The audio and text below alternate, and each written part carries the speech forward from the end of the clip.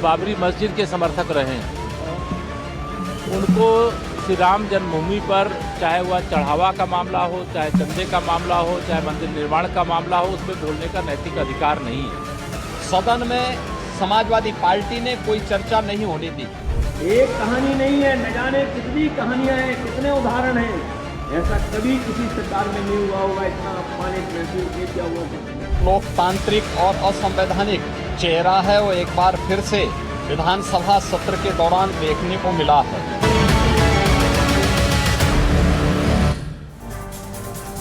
नमस्कार, आप देख रहे हैं 3 का तर्कश। आपके साथ मैं हूं मीनाक्षी कटवाल। उत्तर प्रदेश की सियासत में राम मंदिर चढ़ावा चोरी का मुद्दा एक नए मोड़ पर पहुंच गया है। चर्चा सिर्फ चोरी तक सीमित नहीं रही, बल्कि अब बाबर और बाबरी की एंट्री के साथ राजनीतिक तापमान और बढ़ गया है। सत्ता पक्ष और विपक्ष आमने सामने हैं। विधानसभा से लेकर प्रेस कॉन्फ्रेंस तक आरोपों और पलटवार का दौर जारी है। आज यूपी विधानसभा में भी इस मुद्दे पर जोरदार हंगामा देखने को मिला। मुख्यमंत्री योगी आदित्यनाथ ने विपक्ष पर तीखा हमला बोला तो समाजवादी पार्टी के अध्यक्ष अखिलेश यादव ने सरकार को घेरा। उप मुख्यमंत्री केशव प्रसाद मौर्य ने कहा कि जो बाबर और बाबरी के समर्थक हैं, उन्हें राम मंदिर पर बोलने का नैतिक अधिकार ही नहीं है।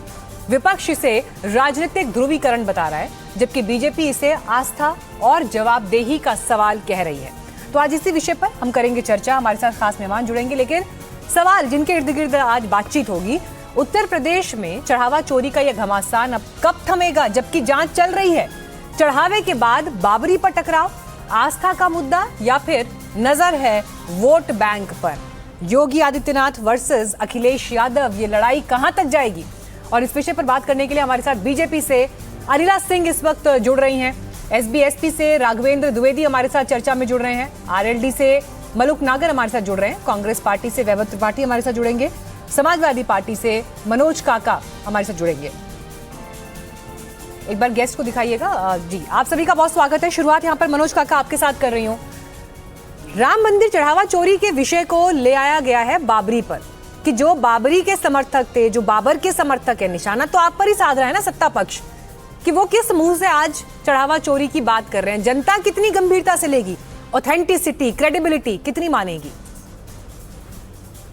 नहीं, जनता उसको बहुत गंभीरता से ले रही होगी। और उत्तर प्रदेश की जनमानस, जो राजनीति के बहुत चेतना संपन्न जनमानस है उत्तर प्रदेश की जनमानस, और वो समझती होगी। और जो उत्तर प्रदेश के उप मुख्यमंत्री और उप मुख्यमंत्री जो केशव मौर्य जी जो बात कह रहे हैं कि बाबर से कौन लोग, जो आपका सवाल है मीनाक्षी की कौन लोग बाबर से रिलेट कर पा रहे हैं, तो निश्चित रूप से वही लोग बाबर से रिलेट कर पा रहे होंगे जो बाबर के विचारों का और बाबर के नीतियों का सबसे ज्यादा पालक रहे हो। तो बाबर के नीतियों का तो सबसे ज्यादा, जहां अत्याचार हो, अन्याय हो, वहीं बाबर की नीति समझी जाएगी। और वो खुद योगी आदित्यनाथ की सरकार में, जिस सरकार में धार्मिक संस्थाएं भी सुरक्षित न हो, जिस सरकार में बेटियां सुरक्षित न हो, जिस सरकार का सुप्रीम मुखिया भी ये कहे कि बेटियों को हमने माफ किया, उसके बाद भी उस बेटियां इतनी दहशत में हो कि इस उत्तर प्रदेश के पेपरों में आज साफ निकला हुआ है कि एक बेटी अब भी सुरक्षित नहीं है। इतनी भयाक्रांत है कि अपने प्रधानमंत्री देश के सबसे सर्वोच्च संवैधानिक पद पर हैं, और उनके कहने के बाद भी उत्तर प्रदेश के नोएडा में एक बेटी सुरक्षित नहीं है। उसे अपने माँ के साथ, एक विधवा माँ अपने बेटी को लेकर भटक रही है। तो बाबर के नीतियों का, मनोज जी, लेकिन ये इन विषयों की गूंज तो, मनोज जी, इन विषयों की गूंज तो नहीं, आप ही बोलिए। अभी आप ही से पूछ रही हूँ, आप ही बोलेंगे। अभी इन विषयों की गूंज तो विधानसभा के भीतर सुनाई देनी चाहिए थी ना। विधानसभा तो चलने नहीं दी आप लोगों ने। विधानसभा के भीतर सुनाई दे। अगर टीवी डिबेट की बजाय विधानसभा के भीतर समाजवादी पार्टी के विधायक इस विषय को उठाते, मजबूती से उठाते, सरकार को घेरते, तो शायद एक बड़ी तस्वीर होती। क्यों नहीं सदन चलने दिया? मीनाक्षी, आपका सवाल बिल्कुल वाजिब है, लेकिन सदन चलाने की जिम्मेदारी, वो सदन जो होता है वो किसी एक पक्ष का नहीं होता। सदन की परिभाषा ही है कि सभी पक्षों के, पक्ष और विपक्ष दोनों दलों के लोग बैठते हैं। लेकिन क्यों नहीं सदन चला? और सदन का कार्यकाल उत्तर प्रदेश के इतिहास में पंडित गोविंद बल्लभ पंत से ऐसा कब हुआ कि 2-2, 3-3, जिस सदन के 400 से ज्यादा सदस्य हो, उसके कार्यकाल तो 2 दिन 3 दिन के रखे जा रहे हैं? ऐसा क्यों हो रहा? उत्तर प्रदेश की सरकार और योगी आदित्यनाथ ऐसा कौन सा काम में व्यस्त है? अभी आप जब बात कर रहे हैं तो उत्तर प्रदेश के सीतापुर में बच्चों को नमक और रोटी दिया जा रहा है, यही उत्तर प्रदेश का विकास है। उन्होंने 3500 कंपनियों के साथ मुद्दे तो कई बता दिए, सारी फर्जी कंपनियों के साथ केशव प्रसाद मौर्य जी का जो बयान है, और हो क्या रहा है? ठीक है सर, मैं उनसे जवाब दे देती हूं। मैं केशव मौर्य को ये कहना चाहूंगा आपके मंच के माध्यम से, केशव मौर्य अगर सुन रहे होंगे, उन्होंने हालांकि आईटी टीम भी अच्छी रखी है। केशव मौर्य ये जान लीजिए कि उस बार तो बहुत कम वोटों से हारे, अब की बार 40,000 वोटों से हारोगे और आपकी कोई हैसियत नहीं बची है।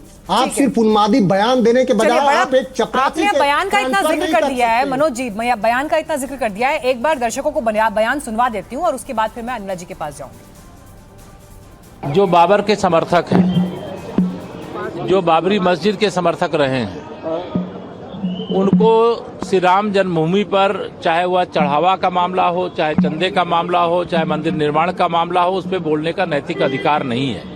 अगर उनके पास बोलने का साहस है तो वो बोलें। अभी बाबा विश्वनाथ जी के मंदिर के बगल में जो ज्ञानव्यापी मस्जिद है, जिसका मामला देश की सर्वोच्च अदालत में है, भगवान श्री कृष्ण की जन्मभूमि के बारे में बोले, जिस जन्मभूमि मंदिर को तोड़ करके ईदगाह बनाई गई है। तो जो बोलना है उस पर ये बोलते नहीं हैं, जो नहीं बोलना है उस पर समय सदन का खराब करते हैं। समाजवादी पार्टी 2027 में इसकी भारी कीमत चुकाएगी और सपा का सफा होना पूरी तरह से तय है।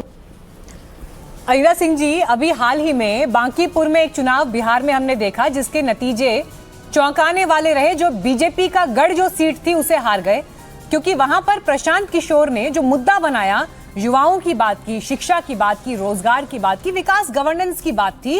इन मुद्दों की बात नहीं थी जो अमूमन छाए रहते हैं। और मनोज जी तो यहाँ बैठकर चुनौती दे रहे हैं कि केशव प्रसाद मौर्य जी के इस टाइप के जो बयान है ना, ये उन्हें 40,000 वोटों से हरवा देंगे अगले चुनाव में। बीजेपी के भीतर मंथन चल रहा है क्या? नहीं, अब तो आपने देखा ही होगा। मनोज काका जी, आपसे नहीं, मेरे से पूछा गया है। मैं चंद सेकंड आप बोलिएगा बस चंद सेकंड। आपने जिस चुनाव का जिक्र किया उसमें बीजेपी का राष्ट्रीय अध्यक्ष अपना बूथ तक हार गया है।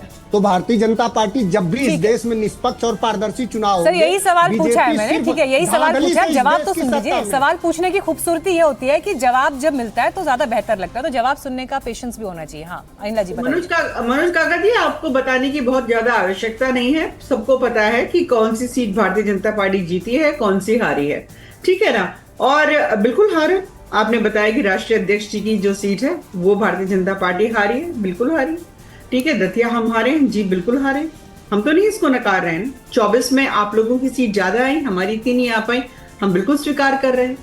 हम किसी घमंड गुमान में नहीं है साहब, हम अच्छी तरीके से जानते हैं कि हमें अपनी धरती पर किस प्रकार से कार्य करना है, और रिपोर्ट कार्ड लेके निकलेंगे ना। आपके नेता की तरह नहीं ना, आपके जो हलाल हिंदू अध्यक्ष है वो क्या है, पल में कहेंगे पीडीए का उनका फॉर्मूला जो है उसकी परिभाषा कुछ और होती है। और आज हम देख रहे थे, वो कह रहे थे पी से पिछड़ा नहीं, पी फॉर पंडित, ठीक है ना। कल तक जो व्यक्ति पी फॉर पिछड़ा कह रहे थे, आज पी फॉर पंडित कहने लग गए। तो मैं पूछना चाहती हूँ मनोज काका जी, मुझे जरूर बताइएगा, हम तो अपना रिपोर्ट कार्ड लेकर आगे बढ़ेंगे। जब जब हिंदुओं की बात हुई है, जब जब सनातन की बात हुई है, जब जब मंदिर की बात हुई है, भारतीय जनता पार्टी का नाम उससे जुड़ा है। हाँ, वो बात दूसरी है। आपने बाबर के विषय में अभी कहा कि जिनकी मानसिकता बाबर की तरह होगी तो वो ही तो बाबर को पसंद करेंगे, पर बाबरी मस्जिद के साथ तो आप लोग खड़े हुए थे, ठीक है। राम मंदिर के साथ तो आप लोग खड़े हुए दिखाई नहीं दिए कहीं पर भी, पर बाबरी मस्जिद के साथ जरूर खड़े हुए दिखाई दिए। तो किसकी मानसिकता, किसकी आइडियोलॉजी, किसकी पसंद बाबर जैसी है, उसको मुझे बहुत ज्यादा उसका बखान करने की आवश्यकता यहाँ पर नहीं है। हम रिपोर्ट कार्ड लेकर बिल्कुल धरातल पर उतरेंगे। हम भी तो बताएंगे कि पूरे भारतवर्ष में आज उत्तर प्रदेश जो है जीएसडीपी में दूसरे पायदान पे आ चुका है। हम भी तो बताएंगे कि किस क्षेत्र में हमने कितने कार्य किए, कितने स्कूल, कॉलेज, हॉस्पिटल हमने कितने बनाए हैं, कितनी इंडस्ट्रीज हमारे यहाँ आती हैं, कितने लाख नौकरी हम दे चुके हैं। सबके बावजूद भी अनिला जी, विषय जो नेताओं की रैलियों से गूंजते हैं, जो मंचों से गूंजते हैं, वो ये विषय नहीं होते हैं जिनका जिक्र आप कर रही हैं। और इसीलिए मलुक नागर जी, ध्रुवीकरण तो आखिरकार फिर हो ही जाएगा ना इस मुद्दे से भी। अल्टीमेटली ध्रुवीकरण ही करना है नेताओं को, उसी पिच पर चुनाव लड़ना है, जबकि देश के जंतर मंतर से जेनजी ने एक संदेश तो दे दिया है ना। मलूक नागर जी, मनोज जी आऊंगी आपके पास, प्लीज सवाल को ऐसे डिस्टर्ब मत करिए बीच में। मलूक नागर जी, देश की जेनजी ने एक संदेश दे दिया है, लेकिन क्या उस संदेश को अब भी राजनीतिक दल पढ़ने के लिए तैयार नहीं है? देखिए, जहाँ तक मीनाक्षी जी ये जैन जी का बात है, युवाओं की, स्टूडेंट की बात है, हमारे देश के माननीय प्रधानमंत्री ने 3-4 दिन रील बना के बराबरी में लाके जो वो चाहते थे करा। पर ये सो कॉल्ड इंडिया गठबंधन जिसकी आप बात कर रहे हैं, ये कर्नाटक में क्या जवाब देंगे, तेलंगाना में क्या जवाब देंगे, झारखंड में क्या जवाब देंगे, हिमाचल प्रदेश में क्या जवाब देंगे, कितने लोगों पर लाठीचार्ज करी, कितने केस हुए, वहाँ के मुख्यमंत्री ने किसने रील बना के तालमेल करके उनके शिक्षा मंत्री का इस्तीफा मांगा। और जहाँ तक बात है, वहाँ सीबीआई की हमने एफआईआर करा के जांच करा के सीबीआई की जांच कर रहे हैं, वहाँ सीआईडी की जांच कर रहे हैं। उन स्टेटों में सो कॉल्ड इंडिया गठबंधन की सबसे बड़ी पार्टी कांग्रेस और उसकी साथी पार्टियां सीबीआई की जांच क्यों नहीं करा रहे हैं? तो सब सामने है देश के। और जहाँ तक बात है कि आज वो बीजेपी के अध्यक्ष जहाँ से विधायक थे उस सीट को हारे हैं, तो 2019 में उन्नाव से कौन हारे? तो ये हार और जीत भी चलती रहती है। कम से कम एक चीज क्लियर हो गई कि जो आरोप लगाते थे कि किसी भी कीमत पे गड़बड़ करते हैं, तो मनोज काका जी ने बहुत अच्छी बात करी है कि वहां पब्लिक जनाधार जो है वो साफ हो गया है कि वहां पे जीत विपक्ष की हुई है। तो कम से कम ये आरोप लगाना तो बंद हो जाएगा और ये बिल्कुल देश के सामने है। और ये तो हफ्ते मीनाक्षी 10 सेकंड मनोज जी आपको समय दूंगी प्लीज सर। देखिए 2024 में जब बीजेपी की 240 रह गई थी और एनडीए की बिल्कुल बाउंड्री पे ही पहुंची थी, 278 की जगह 293 300 के आसपास पहुंची थी, तो कह रहे थे साफ हो गए। उसके बाद जितने भी चुनाव हुए, चाहे हरियाणा में हुए, राजस्थान में हुए, मध्य प्रदेश में हुए, महाराष्ट्र में हुए, बिहार में हुए, बंगाल में हुए, सब तो जीते हैं। तो 1-2 जगह हार होती है तो क्या फर्क पड़ता? हार और जीत जनता का फैसला स्वीकार करते हैं, अगले सारे चुनाव फिर जीतेंगे। एनडीए के सहयोगी कह रहे हैं सत्ता में तो हम हैं, एक आध सीट हार भी गए तो कोई बात नहीं, लेकिन जनता का भरोसा हम पर कायम है। और जिस विषय को, चढ़ावा चोरी को लेकर अगर सदन नहीं चलने दिया जा रहा है, चाहे उत्तर प्रदेश की बात हो, देश की संसद की बात हो, देश ये भी देख रहा है कौन कितना गंभीर है किस मुद्दे को लेकर। देखिए, अटल बिहारी वाजपेयी जी का एक बयान है कि सदन चलाने की जिम्मेदारी सत्ता की होती है। शायद वो भाजपा के लोग भूल गए हैं और शायद आप भी भूल रही हैं। तो जो जिम्मेदारी, जवाबदेही है वो सत्ता की है, विपक्ष की उतनी जिम्मेदारी नहीं है, क्योंकि विपक्ष की बात आप नहीं सुनेंगे तो सदन नहीं चलेगा, ये स्पष्ट है। अभी 2-3 बातें निकल के आई मंदिर और बाबरी मस्जिद की। भाई, देश की जनता और करोड़ों सनातनियों को ये बात पता चल गई है कि भाजपा मंदिर बनाती है और उसमें लूट करती है, चोरी करती है। तो अब लोग मंदिर के लिए नहीं, विद्यालय के लिए वोट करेंगे, क्योंकि मोदी सरकार में 94,000 और एक उत्तर प्रदेश में 37,000 प्राथमिक विद्यालय बंद हुए हैं। इसका जवाब आप नहीं दे रहे हैं। और सकारात्मक राजनीति का परिणाम दिखा है बांकीपुर में, जहां उपचुनाव हमेशा ही सत्ता के साथ जाते हैं, उपचुनाव में मैक्सिमम टाइम में सत्ता के लोग जीता करते हैं। वहां भाजपा 2 सीटें हार गई है, 3 में 2 हारी है। मतलब बदलाव की बयार तो बह रही है जनता और जेनजी। मतलब संदेश एक वैभव जी, एक कहावत है, दुश्मन का दुश्मन दोस्त हो जाता है। मुझे मालूम नहीं कि ये कितना राजनीतिक दलों के केस में यहाँ पर साबित होती है, लेकिन प्रशांत किशोर जी की जीत पर कांग्रेस पार्टी भी खुश दिखाई दे रही है, आरजेडी भी खुश दिख रही है। आप लोगों के लिए तो चिंता होनी चाहिए कि जनता ने स्वाभाविक रूप से अगर बीजेपी को नहीं चुना तो फिर कांग्रेस को क्यों नहीं चूज किया, आरजेडी को क्यों नहीं चूज किया। स्वाभाविक चॉइस तो आप लोग होने चाहिए थे, महागठबंधन को होना चाहिए था, लेकिन आप नहीं थे स्वाभाविक चॉइस। मीनाक्षी मान लिया, अरे वो चिंतन हम भी कर लेंगे, काहे परेशान। ठीक है, एक तरफ इनका मैं कंप्लीट करूं, बीच में आप इनने इतना डिस्टर्ब कर दिया। ठीक है सर, एक बार राघवेंद्र जी भी बोल ले, फिर उसके बाद कंप्लीट करिएगा वैभव जी। हाँ राघवेंद्र जी, मीनाक्षी मैं बात अपनी कंप्लीट कर रहा हूँ। देश में जो 2 उपचुनावों ने एक मैसेज दिया, जो युवा जिस तरह से प्रोटेस्ट कर रहा है, उन सबके बीच क्या राजनीतिक दलों को फिर से अपनी स्ट्रैटेजी को रिवायर करने की जरूरत है? राघवेंद्र जी, सिर्फ सामने वाले को डिस्क्रेडिट कर देना, ये कब तक चलेगा?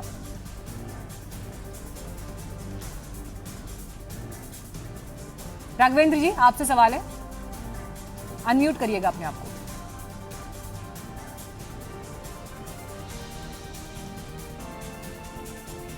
हाँ अन्ना जी, इस सवाल का जवाब आप दीजिए। मीनाक्षी मुझे दो ना चांस प्लीज। आ रही हूँ सर, आ रही हूँ जी। मधुक नागर जी कह रहे हैं कि रील से समाधान होगा। क्या युवाओं के समस्या का पेपर लीक का रील से समाधान होगा? एक सेकंड, मेरी ना सबसे रिक्वेस्ट है आपसे सर, नहीं प्लीज ऐसे बात नहीं होगी, मेरी रिक्वेस्ट है आपसे, मैं जिससे मैं बोलने के लिए कहूँ प्लीज आप ऐसे बोलिए, इस तरह से नहीं, एक दूसरे की बारी में नहीं, किसी का वक्तव्य एक बार भी नहीं हो पाया और कोई लोग दो तीन बार बोलेंगे, ये तरीका नहीं है प्लीज। राघवेंद्र जी आपको आवाज मिल रही है तो आपसे सवाल था मेरा। राघवेंद्र जी रिस्पॉन्ड करिए अगर आपको आवाज आ रही है तो। ठीक है अनिला जी। देखिए मैं ये पूछना चाहती, पहली बात तो ये कांग्रेस हुई, आम आदमी पार्टी हुई, इस तरीके के आरजेडी हुई, ये वो राजनीतिक दल है कि बेगानी शादी में अब्दुल्ला देवाना और राहुल गांधी, इनकी फॉलोअरशिप, इनका यूथ में इनके प्रति अट्रैक्शन तो हमें दिखाई दे गया था ना, कि जब प्रोटेस्ट हो रहे थे और इन्होंने जाकर प्रधानमंत्री जी के आवास के सामने प्रोटेस्ट धरना करने का प्रयास किया था, वहां पर इनका लोगों का कितना, यूथ का कितना रिप्रेजेंटेशन था, सबने देखा था अच्छी तरीके से। तो ये लोग फेल्ड नेता है, क्योंकि ये हलाल हिंदू है, ये सारे के सारे, चाहे वो अखिलेश यादव जी हैं। मैं बात ये करना चाहती हूँ कि झारखंड के विषय में कब बात करेंगे, पेपर लीक के बारे में, पंजाब के बारे में कब बात करेंगे, अगर बीजेपी यही सर्टिफिकेट देती रहेगी सबको, तभी बात नहीं करना, ईवीएम के बारे में भी जरूर बात जी, अगर आप यही सर्टिफिकेट करेंगे। देते रहेंगे कि कौन भगवान राम का असली भक्त है कौन नहीं है, बात तो मुद्दे की होनी चाहिए ना। विषय अगर चढ़ावा चोरी का है जिस पर जांच हो रही है, उस विषय को कोई भी उठाए उसको उतनी गंभीरता से लिया जाना चाहिए। ऐसा ना हो कि ये मुद्दा कहीं आप पर बैकफायर कर जाए। नहीं, बिल्कुल ये बता दीजिए कि भारतीय जनता पार्टी की जो सरकार है प्रदेश में, क्या वो इसको बहुत ही संजीदगी से नहीं ले रही है? बारंबार ये लोग हर चैनल पर बैठकर, हर पैनल पर बैठकर झूठ बोलते हैं कि भारतीय जनता पार्टी ने चंदा को लूट लिया, भारतीय जनता पार्टी ने, और कोई एंकर उनको रोकने का प्रयास नहीं करता। भारतीय जनता पार्टी का संगठन का कोई व्यक्ति, भारतीय जनता पार्टी का कोई भी मंत्री क्या उस ट्रस्ट में है? बिल्कुल भी नहीं है। क्या जांच कौन करवा रहा है? एसआईटी हो रही है, कहाँ हो रही है? उत्तर प्रदेश में हो रही है और किसके संरक्षण में हो रही है? सब कुछ जब भारतीय जनता पार्टी की एनडीए परिवार की सरकार जो उत्तर प्रदेश में है, जो एक भगवादारी मुख्यमंत्री, राजनीतिक दलों के प्रवक्ता एक दूसरे को क्या बोलते हैं, उसकी लड़ाई एंकर्स नहीं लड़ सकते, वो लड़ाई आप लोगों को आपस में खुद लड़नी पड़ेगी, क्योंकि झूठ तो लगातार परोसा जा रहा है ना। भारतीय जनता पार्टी ने चंदा, आप उनके झूठ को काटिए ना, इसमें तो मंच दिया आपको। यही बोला जाता है ना भारतीय, मैं तो कहती हूँ मुझे कोई एविडेंस दे दो कि भारतीय जनता पार्टी का कोई मंत्री हो, भारतीय जनता पार्टी का कोई संगठन का कोई पदाधिकारी हो ट्रस्ट में चोरी कर लिए। अगर नहीं, अगर आप मुझे एविडेंस नहीं दे सकते हैं तो ये झूठ परोसना बंद करें। ठीक है, ये लोगों की चल रही है, बार-बार भ्रम फैलाने का कोशिश कर रहे हैं, ये बंद करें। इनको चुप। मैं अनिला जी चुप। देखिए ऐसा है कि 2G में आपके पास सबूत थे, इसलिए आपकी सरकार में क्लीन चिट मिल गई, हमने जांच कराई थी। सबूत थे क्या? आपने दिए थे क्या? और मैं आपको बता रहा हूँ, जो भी बाहर घूम रहे हैं, क्या बात कर रहे हैं? 100 चूहे खाकर बिल्ली चली है। संसद से भागा हुआ है कि नहीं? नहीं, आपके दोनों नेता बाहर बेल पे घूम रहे हैं, आपके पास हिम्मत है क्या? बेल पे घूम रहे हैं नरेंद्र मोदी और अब तो प्रधानमंत्री नरेंद्र मोदी और अमित शाह उसके बारे में भी आप जवाबदेही से भाग रहे हैं ना। आपके पास हिम्मत है? प्रधानमंत्री नरेंद्र मोदी और अमित शाह सदन से भागे हुए हैं, गायब हुए हैं, जवाब नहीं दे रहे हैं, आपके पास जवाब नहीं है। मैं वैभव जी की बात कंप्लीट करिए। अनिला जी एक बार उनका जवाब सुन लीजिए। वो उन सभी मुद्दों, वो सारे मुद्दे गिना रहे, अनिला जी, वैभव जी उन्हीं मुद्दों को गिना रहे हैं, उन्हीं मुद्दों को गिना रहे हैं जिनके आधार पर देश की राजनीति की दशा दिशा बदल गई। बोलिए वैभव जी। 2G में कोई एविडेंस नहीं था, कोलगेट में अभी क्लीन चिट मिली है, कॉमनवेल्थ गेम में क्लीन चिट मिल गई। अरे प्लीज अनिला, आपके पास ठीक है, आपके पास मनोज का नहीं है। ठीक है मनोज जी, मंदिर में 66 करोड़, ठीक है, ओके, एक एक करके बोलिए प्लीज, एक एक करके। मनोज जी, बीजेपी को आप मंदिर के विषय पर घेरने की जो कोशिश कर रहे हैं और जिसको लेकर सदन, चाहे संसद की बात हो या विधानसभा की बात हो, ऐसा तो नहीं है ये मुद्दा आप लोगों के खिलाफ चला जाए? क्योंकि एक मंदिर को लेकर, हिंदुत्व को लेकर जो ओरिजिनली उस पॉलिटिक्स को ओन करते हैं, जनता उन पर भरोसा ज्यादा करेगी। देखिए, आपका सवाल बिल्कुल वाजिब है कि जो हिंदुत्व को लोग हिंदुत्व एक विचारधारा है, एक धर्म है, और सब देश में जितनी भी राजनीतिक दल हैं सब वो मानते हैं। हमारी सबकी मान्यता क्या है कि देश ये धर्म से चल रहा है कि संविधान से चल रहा है, और संविधान से चल रहा है तो संविधान में साफ साफ लिखा है कि हम सभी धर्मों के प्रति समान भाव रखेंगे। सभी धर्मों के प्रति समान भाव रखना हर राजनीतिक दल का काम है, धार्मिक कार्य संतों का है। तो धार्मिक धांधली बात जो है, जो अभी मैडम कह रही थी कि तुष्टीकरण की राजनीति क्या पुरानी सरकारों में नहीं हुई? बीजेपी से पहले आप लोगों की सरकार भी थी राज्य में, उस समय तुष्टीकरण नहीं हुआ क्या? आप चाहते हैं तो मैं दो उदाहरण भी दे दूंगी आपको, लेकिन उस समय नहीं हुआ तुष्टीकरण क्या? आप 10 कारण दीजिए मीनाक्षी, यही तो तुष्टीकरण दिखा रहे हैं कि प्रधानमंत्री कह रहे हैं कि बेटी को बख्श दिया जाए और बेटी को, एक नाबालिग बेटी को अपना घर और इंस्टाग्राम तक बंद करना पड़ रहा है और अपने मां के साथ भटक रही है। तो यही तो तुष्टीकरण है कि प्रधानमंत्री एक तरफ नरेंद्र मोदी विक्टिम कार्ड खेलते हैं और दूसरी तरफ ये उस बेटी को न्याय नहीं मिलता है। यही तो विक्टिम कार्ड है कि जो संस्था हमारी ना हो उस पर सीबीआई और ईडी का रेड डालो और उसे अपना बना लो। यही तो तुष्टीकरण और दोहरापन और दोगलापन है बीजेपी का। और कह रही थी अभी मैडम की दूसरे में अब्दुल्ला के शादी में बेगाना वाली, तो ट्रंप के चुनाव में कौन जाकर के प्रधानमंत्री नरेंद्र मोदी क्यों वहां अब्दुल्ला के शादी में बेगाना हो रहे थे? अमेरिका के चुनाव में मोदी का क्या काम था? मनोज जी, बहुत सारे विषयों को ना आप एक साथ ले आए हैं। हम बात चढ़ावा चोरी पर कर रहे हैं, हम यूपी की पॉलिटिक्स पर बात कर रहे हैं, लेकिन आप बहुत सारे विषयों को जिस तरह से ला रहे हैं, बिल्कुल ले आएंगे। मुझे ये बताइए, ये विषय प्रधानमंत्री से आपकी इंडिविजुअल नफरत का है क्या? निजी नफरत का विषय है क्या ये? प्रधानमंत्री से कोई नफरत वर्ल्ड डिप्लोमेसी नहीं, वर्ल्ड डिप्लोमेसी को, कूटनीति को क्या इतने छोटे संकीर्ण चश्मे से देखा जाएगा क्या देश में? अब वो खुद संकीर्ण चश्मे से देखते हैं। हमारी कूटनीति कहां पे? हमारी कूटनीति तो गुटनिरपेक्षता की थी। प्रधानमंत्री ने वो काम क्यों नहीं किया? हमारे संविधान में है कि हमारी जो विदेश नीति है वो गुटनिरपेक्षता की होगी। मैं डिप्लोमेसी पे इस वक्त नहीं जाऊंगी, क्योंकि बिल्कुल मैं डिप्लोमेसी पे इसलिए नहीं जाऊंगी कि अगर आप 1947 के वक्त की बात कर रहे हैं कि 1947 में भारत ने क्या तय किया और 2026 का भारत भी वैसे ही चलेगा, तो ये दो अलग बातें हैं। मुझे लगता है थोड़ा सा बड़े दिल के साथ और खुले मन से बात करनी पड़ेगी। और दुनिया, सर, ग्लोबल डायनामिक्स चेंज हो रहे हैं, ग्लोबल डायनामिक्स। आप चाहते हैं कि 1947 के आधार पर 2026 का भारत चलेगा, ये बात थोड़ी समझ में कम आती है। मलूक नागर जी, बिल्कुल, मेरी बात कंप्लीट होने दीजिए। हो गई सर कंप्लीट बात, ठीक है, बाकी लोग भी बोलेंगे। ठीक है, मनोज नागर जी, 11 पॉइंट आपकी बात, मीनाक्षी आपकी बात बिल्कुल ठीक है, क्योंकि 1947 के आधार पे आज का 2026 का देश महान देश, विश्व में परचम लहराता हुआ देश, और जब कभी 20 से भी बाद में नंबर आता था, अब चौथे 5वें पे इकोनॉमी घूमते हुआ देश, युवाओं का देश, नौजवानों का देश, जैन जी का देश। और जब 543 थे 70s में, और आज 850 तैयार हो रहे हैं एमपी। ऐसी स्थिति में मनोज काका प्लीज बोलने दो। देखिए, आप एक चीज क्लियर बोल चुके हैं सर, मैंने आपको पूरा समय दिया है बोलने का, ऐसे बात नहीं होती सर। पिछड़ा शब्द आज छोड़ा है, कोई किसी को नहीं सुन पा रहा। मनोज जी, आप ये कह रहे हैं कि जो भी जिन बदलावों का आप जिक्र कर रहे हैं, राजनीतिक दल भी अपना कोर्स करिकुलम सब बदल रहे हैं आज के जमाने के हिसाब से। तो देश की बात को तो अभी छोड़ ही देते हैं, यूपी पर बात कर रहे हैं, यूपी पर फोकस करिए। ठीक है, मैं आपके पास लौटूंगी सर। मलूक नागर जी बोलेंगे, उसके बाद राघवेंद्र जी भी आ गए हैं। राघवेंद्र जी अभी तक एक बार भी नहीं बोले हैं। प्लीज, डिबेट का एक डेकोरम होता है। मलूक नागर जी बात कंप्लीट करिए, 15 सेकंड। देखिए मीनाक्षी जी, मैं कह रहा हूं कि अभी हमारे साथियों ने आज पिछड़ा छोड़ दिया। यूपी में करीब 63%, 63% पिछड़े हैं, और 4 प्रवक्ता जो बैठे हैं आपके चैनल पे, इनमें से 3 पिछड़े बैठे हैं। मनोज काका भी पिछड़ा, मैं भी पिछड़ा, और अपने अनिला सिंह भी चौधरी, ये भी पिछड़े।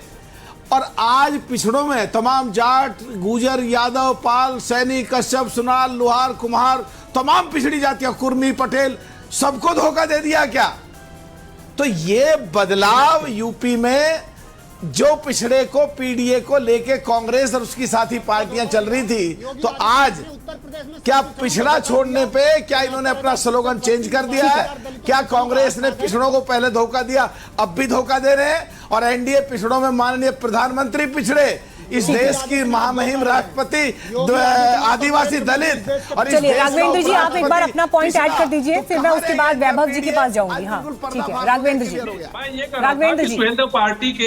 सुहेलदेव भारतीय समाज पार्टी के राष्ट्रीय अध्यक्ष और पूरी पार्टी हमारी चाहती है कि सदन चले, लेकिन कांग्रेस पार्टी और समाजवादी पार्टी के विधायकों के पास कोई मुद्दा तो है नहीं सरकार को घेरने के लिए। इनको तो सरकार को घेरना चाहिए। वो तो कह रहे हैं कि चढ़ावा चोरी सबसे बड़ा मुद्दा है। वो तो कह रहे हैं चढ़ावा चोरी सबसे बड़ा मुद्दा है। मीनाक्षी जी, राम मंदिर इनका मुद्दा कब से हो गया? मेरे ही जैसे ब्राह्मण जो अखिलेश यादव जी को सलाह देता है कि बाल कटवा लीजिए, दाढ़ी कटवा लीजिए, वही ब्राह्मण का कॉपीराइट नहीं है सर किसी का। राम मंदिर के मुद्दे पर किसी का कॉपीराइट नहीं है सर। अगर चढ़ावा चोरी हुई है देश में कोई भी व्यक्ति कहीं पर खड़ा होकर उस विषय पर सवाल क्यों नहीं पूछ सकता? तो उसमें कार्रवाई तो हो रहा है ना, कार्रवाई तो हो रहा है। जो भी चढ़ावा चोरी में है उसके पर कार्रवाई हो रही है। क्या अखिलेश यादव जी की सरकार रहती तो इतना निष्पक्ष कार्रवाई हो पाता? नहीं होता। पीडीए क्या है? पीडीए के जो मूल मंत्र है, जो पीडीए के राष्ट्रीय अध्यक्ष है और पीडीए के प्रवक्ता लोग पीडीए की परिभाषा भूल गए हैं, क्योंकि वास्तव का जो पीडीए है वो माननीय ओम प्रकाश राजभर के साथ है। अब इनको यह लगता है कि ब्राह्मणों का सम्मान देके हम ब्राह्मणों का वोट पा जाएंगे। तो ब्राह्मण 2017 और 2012 के बीच में जो समाजवादी पार्टी की सरकार थी, उस समय जावा में जो ब्राह्मण के गले में जूते का माला डाला गया, वो ब्राह्मण नहीं भूला है। ब्राह्मणों पर जो अत्याचार हुआ है, ब्राह्मण बहु बेटियों पर जो अत्याचार हुआ है, लगभग 3.25 लाख महिलाओं के साथ बलात्कार और छेड़खानी हुआ है, वो ब्राह्मण नहीं भूला है। ब्राह्मण सदैव जो है एनडीए के साथ है, बीजेपी के साथ है, माननीय ओम प्रकाश राजभर जी के साथ है। ये बताए ना कि कितने नए ब्राह्मण जुड़े। इनके पास जो भी ब्राह्मण है वो विवादित ब्राह्मण है, जो भी इनके लोग हैं वो सब विवादित है। अभी 10 सेकंड और, अभी समाजवादी पार्टी के प्रवक्ता ने कहा कि केशव प्रसाद मौर्य जी एक चपरासी का ट्रांसफर नहीं करा पाते। तो भैया ये चच्चा और बच्चा की सरकार नहीं है। यहाँ चपरासी का ठेकेदारी कोई नहीं लेता है, सबकी व्यवस्था अपनी है, शासन और प्रशासन मैं रिक्वेस्ट करूंगी अपने सारे पैनलिस्ट से कि कोई भी इंसान जो समाज के किसी भी वर्ग से आता है, जब हम उसको एड्रेस करें तो एक सम्मान के साथ ही एड्रेस करें। यहाँ पर कम से कम टीवी पर जब हम बात कर रहे हैं, हर समाज आपको देखता है और आपसे प्रभावित होता है, तो उसकी संवेदनशीलता को समझना होगा, इस देश की विविधता को रिस्पेक्ट करना होगा। मनोज जी सर, समय कम है, अब ठीक है, 30 सेकंड में बात कंप्लीट करिएगा। आपका सवाल बहुत अच्छा है। हम लोग यही मानते हैं कि इस देश के विविधता को और इसके बहुलतावादी संस्कृति को समझना होगा, लेकिन सबसे ज्यादा समझना चाहिए इस देश में नरेंद्र मोदी को और योगी आदित्यनाथ जी को कि देश के बहुलता और संवैधानिक मूल्यों के पर भाषण देने के बजाय धार्मिक उन्माद का भाषण देते हैं। कहते हैं कि जो देश का प्रधानमंत्री ये कहता हो कि कपड़े देख के लोग पहचान लेते हैं, जो देश का उत्तर प्रदेश का मुख्यमंत्री 10 साल रहने के बाद भी उसके खाते में कोई उपलब्धियां न हो, 20 और 80 की बात करता हो, तो ऐसे उन्मादियों को सबसे ज्यादा भारत के संविधान, उसकी प्रस्तावना और बहुलतावादी संस्कृति पढ़ने की जरूरत है। समाजवादी पार्टी सभी राजनीतिक दल, सभी जाति वर्ग और संप्रदाय के लोगों के साथ समता का व्यवहार चाहती है। वो चाहती है कि हमारे नागरिकों में संवैधानिक चेतना बढ़े, हम सब एक दूसरे का सम्मान करें, हम झूठ के आधार पर नहीं, सच के आधार पर अपने बेटियों का, बहनों का सम्मान करें। एक नैतिक जिम्मेदारी सरकार की ज्यादा होती है। सदन नहीं चल पाया यूपी में और संसद नहीं चल पा रही है दिल्ली में। नहीं, किस प्रकार से चले जब संसद में और विधानसभा में आकर इतना हल्ला करेंगे, इतना शोर करेंगे, इतनी बिल्कुल एक रेकलेसनेस जो है वहां पर फैला देंगे। आपको लगता है कि कोई भी संसद या कोई भी विधानसभा स्मूथली चल पाएगी? ये उद्दंड लोग हैं, उद्दंडता करते हैं, परिसर में जाकर नाटक करते हैं, नौटंकी करते हैं, पार्लियामेंट के अंदर, एक सवाल का जवाब दीजिएगा जो है वहां पर उद्दंडता करते हैं। एक सवाल का जवाब दीजिएगा। जब बीजेपी विपक्ष में थी, जब बीजेपी विपक्ष में थी, उस समय बीजेपी का बिहेवियर आज के विपक्ष से कैसे अलग था? मुझे इस सवाल का जवाब दीजिए। बहुत ज्यादा अलग था। दूसरी बात, मैं अपनी बात कंप्लीट कर लूं, आप प्लीज मेरे को उसके बाद आप पूछ लीजिएगा। दूसरी बात यह है कि अभी मनोज काका जी बहुत उससे कह रहे थे बहन बेटियां सुरक्षित नहीं है, बहन बेटियां सुरक्षित नहीं। एनसीआरबी के आंकड़ों के बार बार आप हवाला देते हो ना, उसी का हवाला देते हुए मैं बताती हूँ आपको 76.6% कन्विक्शन रेट है क्राइम अगेंस्ट वुमेन में उत्तर प्रदेश में सबसे ज्यादा। आपको अगर नहीं पता है एनसीआरबी के आंकड़े तो वो मेरी प्रॉब्लम नहीं है। दूसरी बात इन्होंने कही, इनके प्रधानमंत्री ये कहते हैं कि कपड़ों को देखकर आप पहचान सकते हो। बिल्कुल पहचान सकते हैं साहब, कपड़ों को देखकर हम पहचान सकते हैं। मैं पश्चिमी उत्तर प्रदेश से आती हूँ मनोज काका जी, आ जाना, घुमा दूंगी, कपड़े देखकर ही आप ना पहचान जाओ तो मेरा नाम बदल देना। ठीक है, मुद्दों पे बात नहीं, करिए। क्या कपड़े देख के आपको क्या अगर पहचान सकते अस्पताल हैं? पे, कॉलेज पे, सड़क पे, एयरपोर्ट पे, मेट्रो पे, कपड़े देखकर क्या इस पे बात पहचान करनी, सकते बात हैं? करिए। नहीं, इस पे बीजेपी जो है, 20 फाइन कलर से पास होती है। अनिला जी, कपड़े देखकर क्या पहचान सकते हैं? थोड़ा क्लियर कर बिल्कुल दीजिए, पहचान हो मुझे तो जाती है। समझ में नहीं आया। क्या क्या पहचान बिल्कुल सकते हैं? पहचान हो जाती है। क्या, किस चीज की बिल्कुल पहचान? पहचान, मैं तो बोल रही हूँ ना, बड़े भाई का कुर्ता और छोटे भाई का पजामा पहनकर सर पर जालीदार टोपी पहनेंगे तो क्या आपको लगता है वो भगवाधारी है? देखिए भाषा देखिए, भगवा पहन, भगवाधारी देखकर आप ये जान सकते हो। मेरे ख्याल से अनिला जी, आपको पता है कि आपकी पार्टी का, मुझे लगता है आपको शायद मालूम है ये, आपकी पार्टी का नारा है सबका साथ, सबका विकास, सबका विश्वास। तमाशा बना के रखा हुआ है पूरे भारत में। सबके साथ की बात होती है। आप कपड़ों पर जो टिप्पणी कर रही हैं, मुझे लगता है कि शायद आपको इस बात का अंदाजा है कि इसकी संवेदनशीलता क्या है इस बयान की। पता चल गई मैडम की, नहीं, मैडम उन्मादी की सारी विचार की पता चल मतलब आप कपड़े देख के पहचान जाएंगी कौन देशभक्त है, कौन देशभक्त नहीं है। आप कपड़े देख के पहचान जाएंगी कौन हिंदू है, कौन नहीं है। कपड़े देखकर पहचान जाएंगी कौन ईमानदार है, कौन बेईमान है। ये कपड़े देखकर ये इस बात की पहचान होगी। देशभक्ति की बात आती है तो मैं आपको बता देती हूँ कि पाकिस्तान के जीतने पे पटाखे कहाँ फोड़े जाते हैं और कौन लोग फोड़ते हैं। शर्मनाक है ये बयान, शर्मनाक है ये बयान अनिला जी। ये बयान आपको वापस लेना चाहिए अनिला जी। मैं बहुत ही शालीनता के साथ आपको कह रही हूँ, ये गलत स्टेटमेंट है, आपको वापस लेना चाहिए बयान। जो सबसे मेजॉरिटी ऑफ अनिला जी, ये बयान आपको वापस लेना चाहिए, ये गलत बयान है, हमारे भगवान गलत बयान है। हमारे देवता का मंदिर कपड़े देखकर पहचान वाली सोच अनिला जी गलत बयान है। हिंदुओं के राजनीतिक दल ने इस देश का सत्यानाश कर दिया, अब नहीं होने वाला है। ठीक सब कुछ है मलुक नागर होती जी, है। आप इत्तेफाक रखते हैं इस बयान से? हमारे देश की पहचान कुछ नहीं है। मलुक नागर जी, आप इत्तेफाक रखते हैं इस बयान से? कपड़े देखकर पहचान होगी, देखिए कपड़े देखकर पहचान होगी।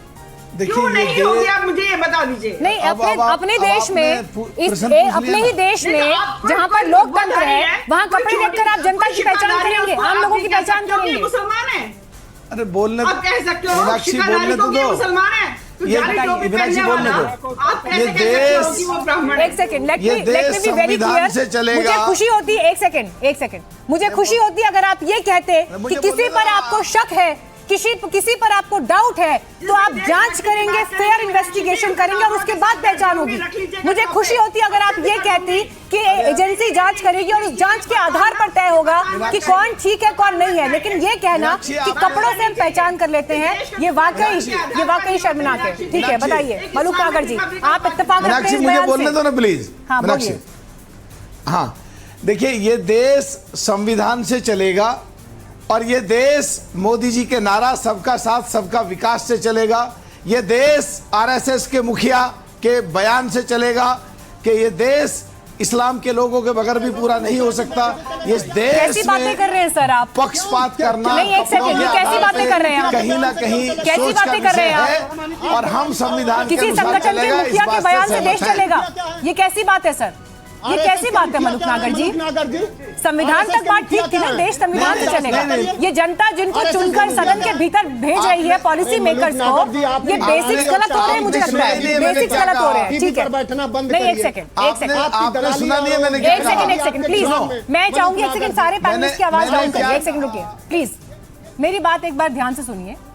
हो सकता है डिबेट के दौरान कई बार आर्ग्यूमेंट्स बहुत हीटेड लेवल तक चले जाते हैं, लेकिन उसके आधार पर बुद्धि विवेक खोना सही नहीं है।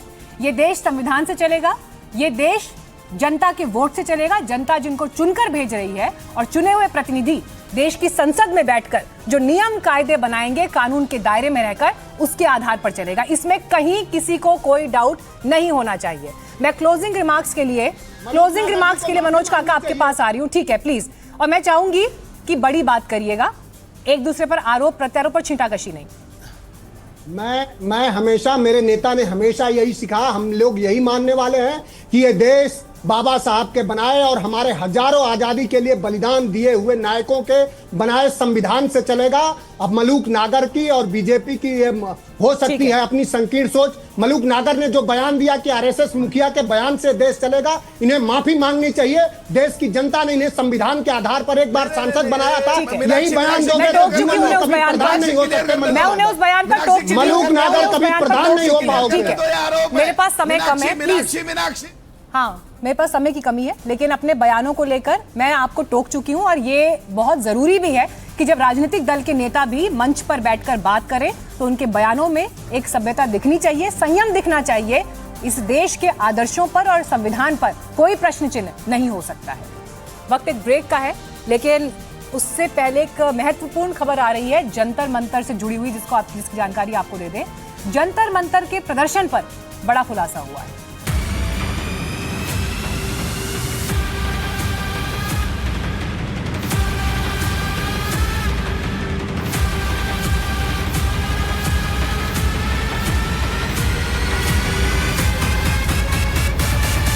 पेट्रोल बॉम्ब्स वगैरह दिलवाए गए, वही पाक बेस्ड हैंडल जो आईएसआई का बंदा है लग रहा। बहुत सारे ऐसे हैंडल्स हैं जिनसे इसका इंटरेक्शन है।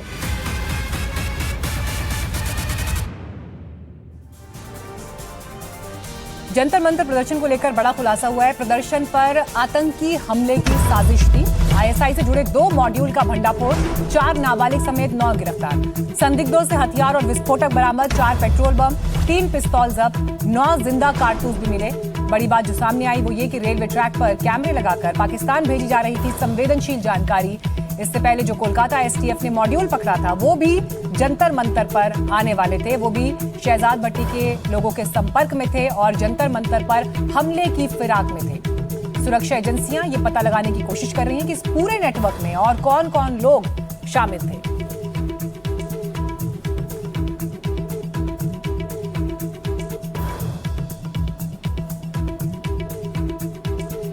तो आतंकी साजिश को लेकर यह बड़ा खुलासा एजेंसीज की तरफ से किया गया है, जहां पर कैसे इस आंदोलन का फायदा उठाकर आतंकी साजिश को अंजाम देने की फिराक में थे।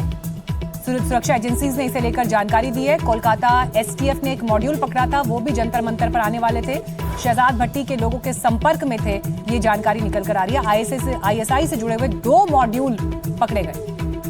देखिए, हमने कमिश्नर पुलिस अमृतसर ने अपने हमारे माननीय मुख्यमंत्री साहब की डायरेक्शन जो है zero tolerance policy towards counter terrorism, उसमें 2 ISI backed terror modules bust किए हैं। टोटली डिसमेंटल किया उनका सारा नेटवर्क।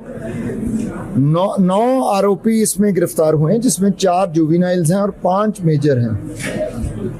जो एक मॉड्यूल है वो कैमरास इंस्टॉल कर रहा था जो रेलवे ट्रैक्स हैं हमारे उनके ऊपर, और वहाँ से फीड जो है क्रॉस बॉर्डर भेजी जानी थी। लकीली वो बहुत जल्द पुलिस ने डिटेक्ट किए, क्योंकि जीआरपी का जुरिस्डिक्शन था, वो कैमरा और लोगों को गिरफ्तार किया। तो जुवेनाइल्स हैं ज़्यादा इसमें, स्पेशली जो पेट्रोल बम वाला जो मॉड्यूल है उसमें ज़्यादा जुवेनाइल हैं। और इसके अलावा जो जंतर मंतर पे धरना चल रहा था वहाँ भी ये जाके 8 लोग अपना ग्रुप, और वहाँ इनको लोकल एक मुहैया करवाई गई सपोर्ट, जैसे मटेरियल वगैरह, पेट्रोल बॉम्ब्स वगैरह दिलवाए गए। वही पाक बेस्ड हैंडल जो आईएसआई का बंदा है लग रहा, उसी ने ये उनको वहाँ लोकल सपोर्ट और मटेरियल प्रोवाइड करवाया। बट किसी कारण ये अपना किसी एग्जीक्यूशन से में कामयाब नहीं हो पाए। तो जैसे ही वापस आए तो हमने इंटेलिजेंस बेस्ड ऑपरेशन में इनको गिरफ्तार किया। तो मेरा मानना है कि बहुत बड़ी सक्सेस है। जंतर मंतर पर बड़ी साजिश कैसे नाकाम हुई, आईएसआई का प्लान कैसे नेस्तनाबूद हुआ, देखिए ये स्पेशल रिपोर्ट।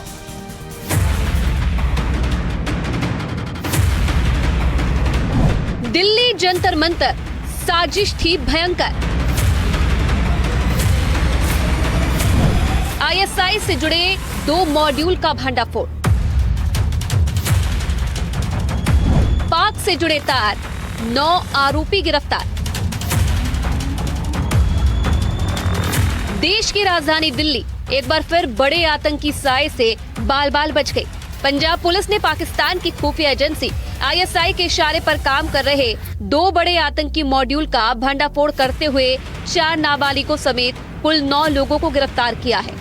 चौंकाने वाला खुलासा ये हुआ कि इन आतंकियों की योजना दिल्ली के जंतर मंतर पर हुए छात्रों के प्रदर्शन के दौरान बड़े पैमाने पर खून खराबा करने की थी।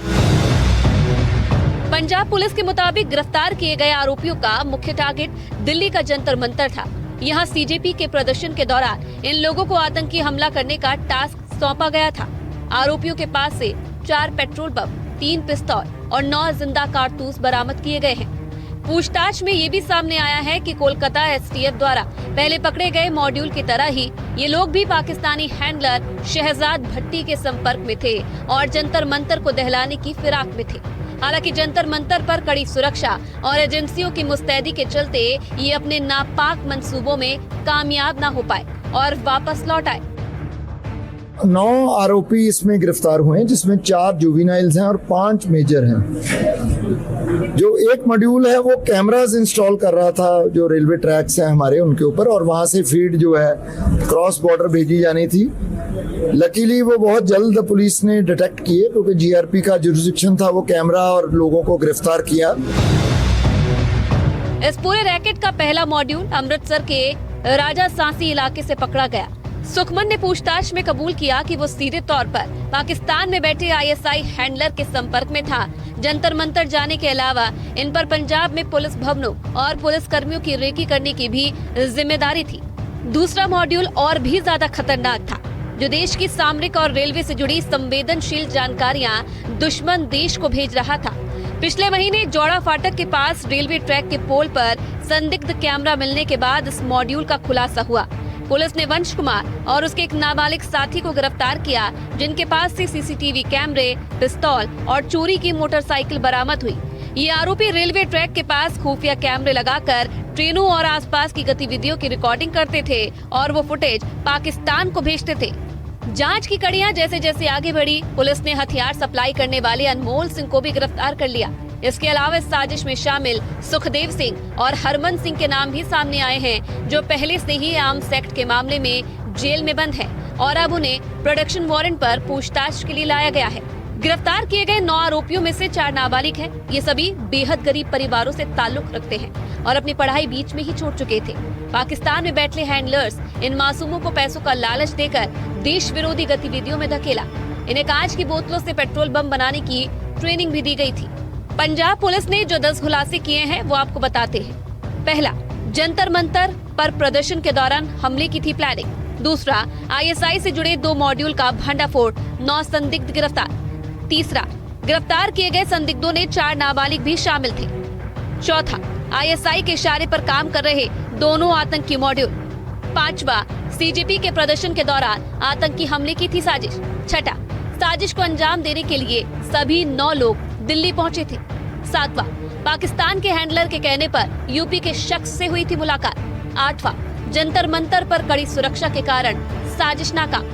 9वां, 4 पेट्रोल बम, 3 पिस्तौल, 9 जिंदा कारतूस और लाइटर जब्त। 10वां, नेटवर्क से जुड़े बाकी लोगों की तलाश में जुटी एजेंसियां।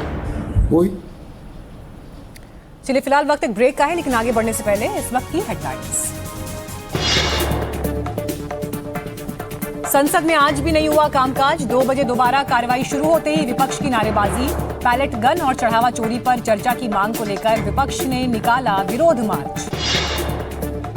परिसीमन बिल को लेकर हलचल तेज, विशेष सत्र बुला सकती है मोदी सरकार। सूत्रों के मुताबिक 17 अगस्त से विशेष सत्र शुरू हो सकता है। 2/3 बहुमत जुटा रही है सरकार।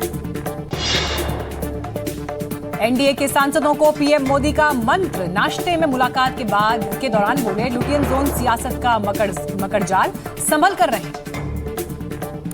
प्रेजेंटेड बाय पतंजलि गाय का घी, लगाएं स्वाद और सेहत का तड़का, हर मां का भरोसा, प्यार से परोसा।